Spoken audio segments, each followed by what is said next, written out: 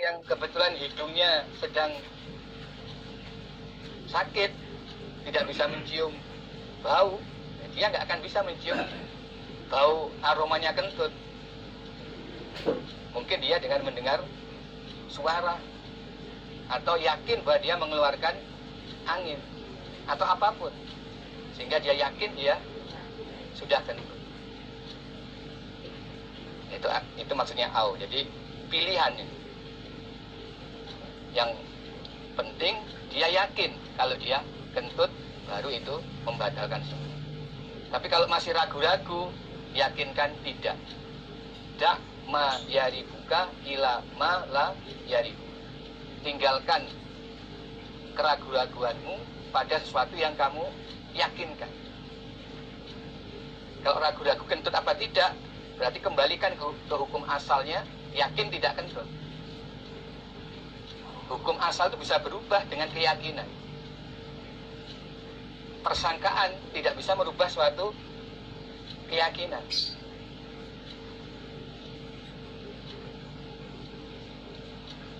Nah, berarti sesuai dengan babnya, kembali ke bab, bahwa kentut itu salah satu hal yang membatalkan wudhu. Jadi kalau kentut, nah wudhunya batal. Al-wudhu minal ghaiti, berwudhu karena berak atau kencing. Akhbarona, memberi kabar kepada kami Imam Nasai, siapa Amr ibnu Ali wa Ismail ibnu Mas'ud. Berarti gurunya Imam Nasai ada dua, Amr dan Ismail. Qala, berkata keduanya, Amr dan Ismail. Haddatsana, bercerita kepada kami berdua, Amr dan Ismail, siapa Yazid ibnu Zuray. Qala, berkata Yazid. Haddatsana, bercerita kepada kami Yazid, siapa Syu'bah, an Asim, dari Asim, an Zir, dari Zir. Qala, berkata Zir. Qala, berkata siapa Sufwan ibnu Asal. Kuna, ada kami Sufwan. Idza kuna, ketika ada kami Sufwan dan beberapa sahabat yang lain, ma'a Rasulillah, bersama Rasulullah sallallahu alaihi wasallam, fi safa, dalam suatu perjalanan, amarona, maka perintah siapa Nabi pada kami, Allah nanzi'ahu, supaya tidak melepas kami hu pada muzah atau al-khuf, itu muzah, salasan, selama 3 hari. Salasan maksudnya salah satu ayam, selama 3 hari.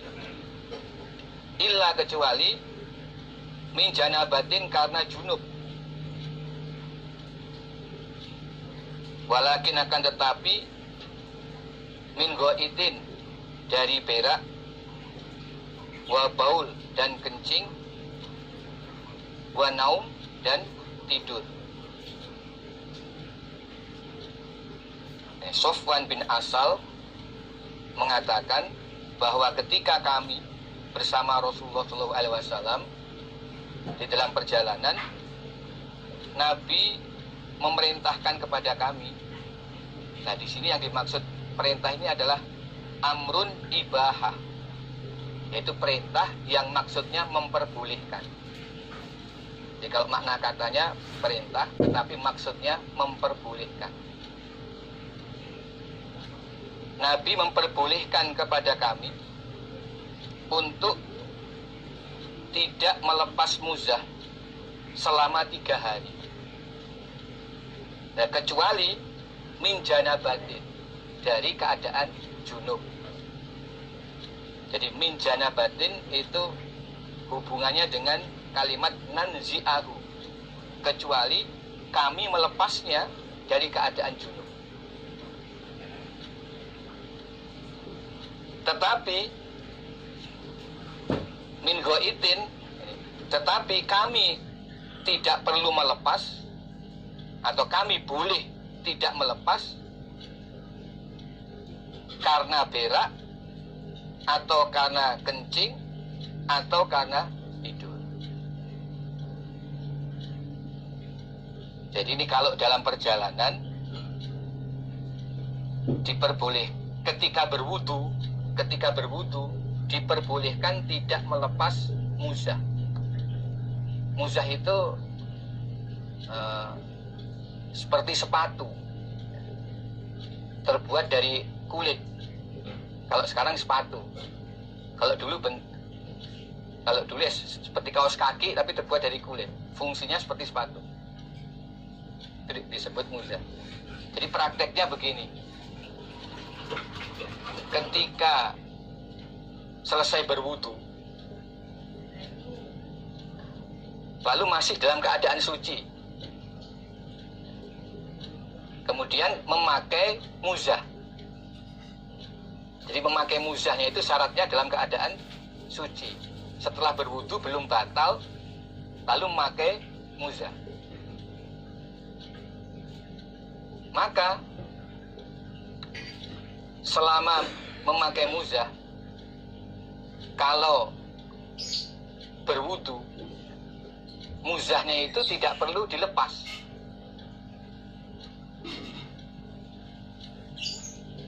Tapi cukup ketika membasuh kaki, yang dibasuh adalah bagian atasnya muzah. Cukup bagian atas, bagian bawahnya tidak perlu diusap. Jadi umpama muzah ini, maka yang diusap cukup bagian atasnya. Sedangkan kaki tidak perlu dibasuh, karena kaki di dalam muzah. Dan tidak perlu bagian bawah muzah diusap, juga tidak perlu. Nah, ini cara berwudu ketika memakai muzah. Dan ini merupakan keringanan bagi orang yang memakai muzah. Nabi memperbolehkan kalau dalam perjalanan itu batas maksimal tidak melepas muzah ketika berwudu adalah 3 hari. Ini keadaan musafir. Berbeda kalau keadaan mukim. Dalam hadis lain diterangkan kalau mukim itu hanya sehari semalam. Itu keterangannya. Kalau mukim sehari semalam. Kalau keadaan musafir boleh sampai 3 hari 3 malam tidak melepas muzah.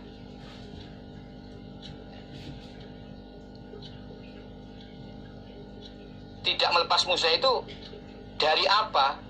Yaitu dari berak, atau dari kencing, atau dari tidur. Jadi hadis ini juga menjelaskan 3 hal ini yang membatalkan wudu. Jadi kalau wudunya batal karena berak, karena kencing, atau karena tidur, berarti ketika akan sholat dia wajib berwudu lagi. Maka ketika dia memakai muzah, dia tidak perlu melepas muzah. Nah, kecuali kalau dia dalam keadaan junub. Kalau dia dalam keadaan junub, dia wajib melepas muzah. Harus melepas kalau keadaan junub. Dan tidak melepas karena berak, kencing, atau tidur. Dan dari hadis ini yang diambil kesimpulan dalam bab adalah bahwa berak itu termasuk membatalkan wudu.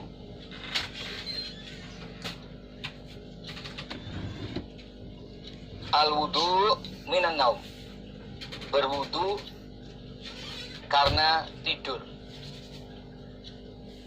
Akhbarona, memberi kabar kepada kami Imam Nasa'i siapa Ismail ibnu Mas'ud wa Humaid ibnu Mas'adah. Qala, berkata keduanya Ismail dan Humaid. Haddasana, bercerita kepada kami Ismail dan Humaid siapa Yazid ibnu Zurek. Qala, berkata Yazid. Haddasana, bercerita kepada kami Yazid siapa Ma'mar an Zuhri an Abi Salamah an Abi Hurairah anna Rasulullah sallallahu alaihi wasallam qala, bersabda Nabi, idza staiqadha, ketika bangun siapa ahadukum, salah satu kalian, min manamihi, dari tidurnya ahad, fala yudkhil, maka janganlah memasukkan siapa ahad yadahu, pada tangannya ahad, pada tangannya orang itu, fil ina, di dalam wadah air. Maksudnya wadah yang berisi air wudhu. Ina itu wadah air, di dalamnya berisi air wudhu. Hatta yufrigo, sehingga menuangkan siapa ahadukum, alaiha, atas ina, atas wadah. Nah, kami ulangi, menuangkan siapa ahadukum, alaiha, atas tangan, alaiha, atas tangan, atas yadahu, salah samarot, 3 kali. Fa'inahu, karena sesungguhnya ahad, la yadri, tidak mengetahui dia ahad, aina batat, di mana bermalam, apa yaduhu, tangannya ahadukum, atau tangannya seseorang itu. Ketika seseorang dari kalian bangun dari tidurnya,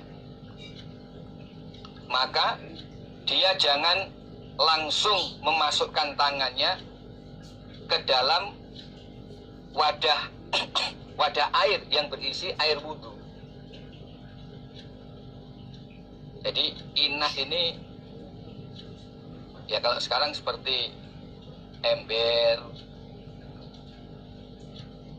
bukan bak mandi yang airnya banyak, yang airnya lebih dari 2 kulah, bukan.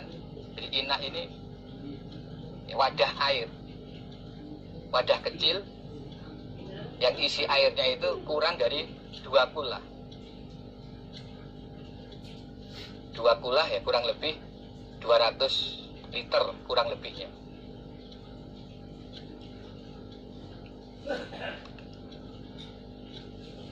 Nah, dia jangan masukkan tangannya ke dalam wadah air itu sampai dia menuangkan air dari wadah itu atas tangannya sebanyak 3 kali, salah samar. Nah, hitungan 3 kali ini termasuk bagian dari syariat. Ya, adabnya orang berwudu, atau tata cara orang berwudu dari Rasulullah Shallallahu Alaihi Wasallam. Karena dia tidak mengetahui ketika tidur di malam hari tangannya itu kemana saja, bergerak kemana saja.